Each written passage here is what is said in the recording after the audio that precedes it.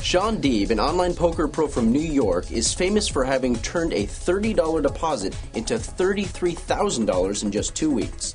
Since then, he certainly hasn't let the windfall go to waste. He has become one of the preeminent poker players playing online today, and he recently proved himself once again. Just this Sunday, Deeb took down the PokerStars Sunday Warmup, which is among the biggest tournaments every week. He pocketed more than $100,000 for taking down that event. We've got Deeb on the phone today to talk about his win, as well as tournament strategies and why his name seems to be causing him trouble lately. Well, thanks for being with us here today, Shaun. Thanks for having me. So, congrats on the Sunday warm-up win. What were you doing particularly well in that tournament? Basically, it's a simple answer. I was winning all my flips. I had a lot of huge pots where I was all in, and if I didn't get lucky there, I clearly would have just got some 75th finish and been like every other Sunday where you're just left with blue balls. Okay. Well, was there anything else that had to do with it, though? Were you in the zone? Were you doing anything particularly well, like focusing or getting reads on players, or was it more just like business as usual? It just ended up going your way? This is one of my tougher Sundays because I actually am playing a lot more tables than I used to, which is hard to believe. I think at one point when I was playing the warm-up, I was up to like 24 tables, and I was just on my laptop. I kept having like internet problems and stuff I've had all week, so I was kind of frustrated with that. It was actually a really bad Sunday besides the warm-up because I only had like 2 other cashes out of something like 60 tournaments played. So even though I won 6 figures, I still consider it a Sunday where I ran pretty bad. Yeah, well, and that kind of thing can really put you on tilt, especially if you're getting internet connection problems and you're playing on such a small screen. It can kind of stress you out, and that can build up. Yeah, I've definitely had some table tilt problems recently for traveling. It's a problem about just going over to different places where internet connection isn't so stable. You just kind of get spoiled when you're used to being at home with a solid connection and a backup. When you're traveling, you usually only have one connection. If it goes down, you're stuck trying to get a hold of people to take over or something, which is always hard to do. Right. Well, in these big field tournaments like the Sunday Warm-Up and the Sunday Million, do you have like a general strategy going into it in the first place, or do you have like a certain way that you start playing out in these tournaments, especially when you're playing so many at once? I pretty much use my standard game plan. Basically, the only thing I do differently than them is once you start getting closer to the money and in the money and deeper, is that people tighten up far more than they will in some of the better field size, like 100 rebuys and stuff, where people are going to play back with you with a good frequency and not just let you run them over. While in the majors, you tend to get a lot more satellite players who are playing more weak tight. So you can be a lot more aggressive in spots where in some higher buying tournaments like 1Ks and stuff, it isn't as profitable. Okay. Well, when you ended up getting heads up with your opponent at the Sunday warm-up, your opponent wanted to make a deal, and you told him that the stacks were deep enough and that you were pretty sure you had an edge, but that you'd accept $78,000, and the first place prize was over $100,000. He counteroffered by saying he wanted to give you $74K, and you said no, and play continued. And then, of course, you took the tournament down, and in just 6 more hands. So when you took him out that soon after, and after like refusing his deal, is it just me, or is winning even sweeter when he doesn't accept your deal? Well, basically, like chopping for a good play, like there's very few people in that tournament who I feel like would be a dog 2 heads up. That's just basically the way it goes. And with like tournaments, to chop, you have to get above your chip equity. And the deal he offered, I got barely something like $500 over direct chip equity. And we were 70 big blinds deep at the time. Clearly, I know I have a larger edge than that over somebody. So I'm going to, of course, only take a chop if I think it's higher than my actual equity, which it clearly wasn't. So I think that even looking back on it, the $78,000 was actually a low request, considering the way my opponent had played. It was kind of like fitter fold pre-flop. He was 3-bet folding. Anyone watching the table saw him 3-handed and 4-handed. I raised a lot of buttons into him, and he folded every time but once. And that was like over like 15, 20 hands. I raised a button, and he just kept folding. So clearly, either he was the most card-dead person ever, or he was just afraid to play pots out of position. So I was knowing that going into the heads-up, and I was going to take advantage of that. But then I was just like playing a lot of tables. I said, you know what, let's just look at a chop, because usually chops at a major, a good player can get a really, really nice edge. And it's sweet to lock up an extra $30,000 guaranteed, especially if your edge is only, say, $28,000 of the money remaining. Well, but is winning actually sweeter when he refuses the deal that you propose, or is it still just kind of business as usual and it doesn't really affect how you feel about the win itself? I basically would have been content, I think, either way. I was happy to get that far. I mean, it's the first time I final tabled a major on Stars, and that's been one of the things of me. Like, for the longest time, I never had a score over, like, 15K, so I won the full tilt 1K, and then I went a long time, a while, like almost 4 months without a big score again recently. So it was nice just to get to that final table and play really well. Okay. Well, what have been the most integral things to improving your game over the years? Hand discussion with friends. I got lucky before I even started playing tournaments on Stars. I met a lot of really good MCT players at the time who were really like the top at the time, and they basically every time I went to tournaments and hang out with them or talk to them online, they'd give me a lot of advice, and I learned a lot from watching them. Okay. Well, what kind of things do you talk about? What kind of things have you historically been on the other side of the coin about with some of your friends? Clearly, I'm definitely one of the most aggro pre-flop players there are out of like the group of guys who discuss hands. So usually, my general default line would be to shove, while the tighter players would want to fold. Then we discuss the strengths and weaknesses of each line, and we come up to a really educated guess on what the proper line was. Okay. Well, what are you still working on in your poker game then? Right now, I think I just need to learn to pay attention to history and like the psychology of poker. Just like basic things like when someone wins a big pot, how they're going to react, how different like a laggy player or a tight player will react after they just doubled up, and using little like niches like that and to take advantage to steal some pots with a wider range and or tighten up my range and I'd play it wider just to increase my profitability of the tournament. Okay. Actually, kind of ranging off of that a little bit, do you think that maybe table image might be overrated in really deep field tournaments with a lot of inexperienced players, especially online is what I'm talking about, where players may not be as inclined to pay attention to the other players at their table?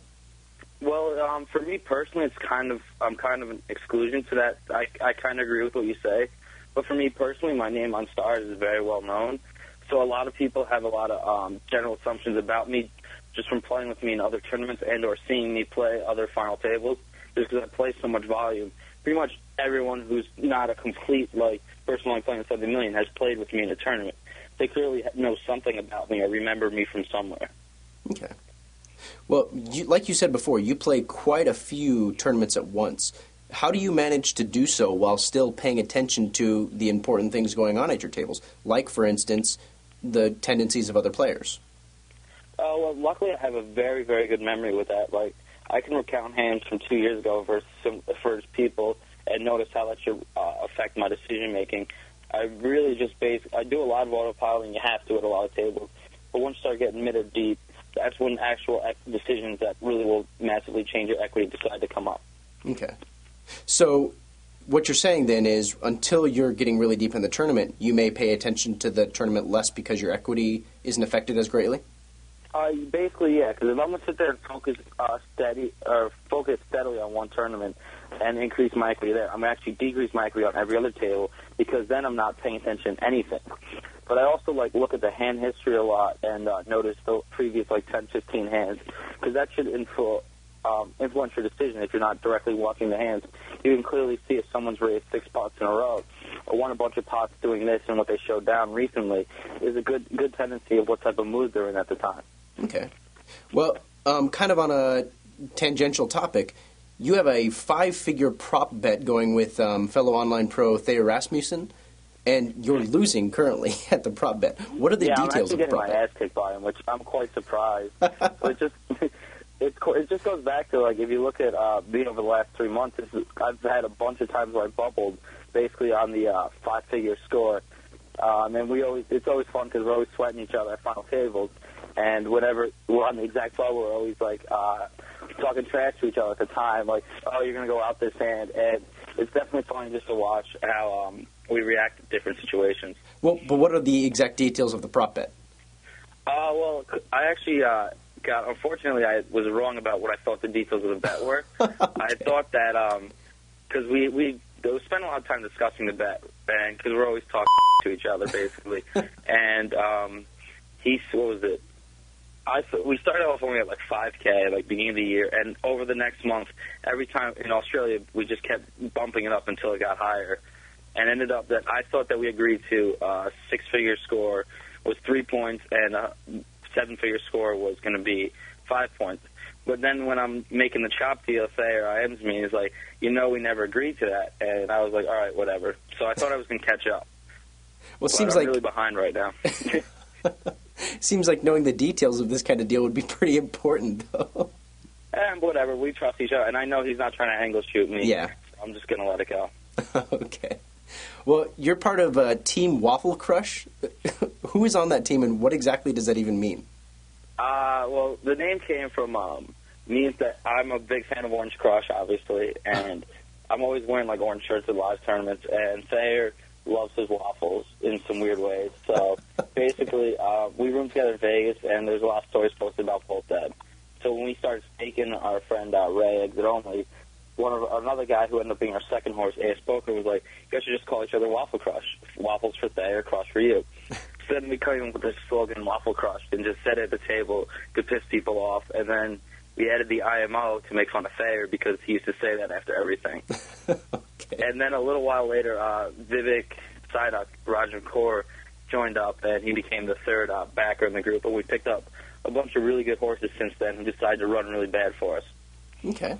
Well, your name, Shaun Deeb, has actually been causing you quite a bit of a headache lately. Can you kind of tell us about some of the things that have been going on? Well, I wouldn't say it's a headache. I just think it's some really hilarious occurrences. That's good. Basically, the first thing that happened, like obviously when I first started playing live events at PCA, I think the first time I gave a chip count, I'm like, Shaun Deeb. And like the reporter stopped, looked at me, any relation? I was like, no. And ever since then, obviously, I always get it. And in Monte Carlo, the people from Blonde Poker made a couple jokes about me being Freddie Deeb's son and did some photoshops. And then I think the other sites actually didn't know that they were joking, and they took it as being literal. So there was one video of updates from Monte Carlo because Freddie Deeb was still in, and they were like, and Freddie Deeb didn't come by himself. He also brought his son, Shawn, who also did well in the tournament. So like they totally took that as a tangent, and then PokerStars somehow thought that I final tabled the EPC, which would have been sweet, but unfortunately I did not. I don't cash in big live events. You don't. As a rule, you don't. Yeah, that's pretty much the general rule. Okay. I'm usually bust out first break or like out middle of day two. So it's a good rule to live by, I think, personally.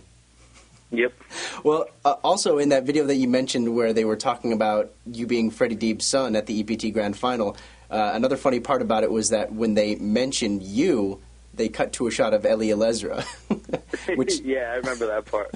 So, well, speaking of the EPT Grand Final, what major pros and cons have you experienced from playing live versus online? Basically, pros, I think the play is a lot softer. People make a lot of mistakes. They don't really study stack size or betting patterns as much, and they're just generally a lot looser pre-flop and post-flop. But cons for me is I hate one-tabling, obviously. Mm-hmm. I love playing a lot of poker. I occasionally get bored, and that causes me to spew a bit more live. But I've had like very little success live, but I still feel like I have a large edge over these fields. I just think that the one time I actually get deep, that's when I really will kick in my A game and just destroy people. Okay. Do you think that a lot of it has to do with you kind of getting impatient with it? Sometimes it does. I also, like, I hear everyone say it. I actually think I run really bad live. But whatever. I mean, it's part of the game is to deal with those things, so I'm just going to fight through it. The World Series will definitely be a lot of fun again this year. Well, yeah. What are your plans for this year's World Series? I think I'm playing a little bit over 20 events. About the same as last year. It's going to be really, really grueling, but I'm ready. I'm used to grinding like that, so I don't mind playing pretty much every day. Okay. Do you have any tricks that you're going to try to use to maybe focus a little bit better during the live tournaments to kind of keep your attention focused? I kind of considered, like, I never really listen to music when I play online or live. I just kind of just sit there and play, but I'm considering doing something. I'm not quite sure yet. I've had a few different ideas that I'm going to experiment with this series. Just, I don't know, trying not to listen to music, listen to other things just to make me relax and enjoy and just sit back and play well. Okay. Well, what advice can you give to players who play mainly online but are planning to kind of brave the World Series behemoth this year? Based on your experience last year? Don't overestimate your opponents, basically. Like, being an online player or feel like in the mid to higher buy-ins, you play against a lot stronger players than you're going to see at the World Series. don't try to remember that these players aren't on the same levels of people you play with every day. They're probably going to be weaker, have more leaks. Pay attention to the leaks. Make sure you're not exhausted. Make sure you eat and drink while you play. Don't just sit there starving all day. You'll definitely get uncomfortable and make a mistake. Okay. All right. All good advice. That's all the questions I had for you. Thank you very much for doing this interview with us. Thanks for having me. And thank you guys for watching The Online Zone on Card Player TV.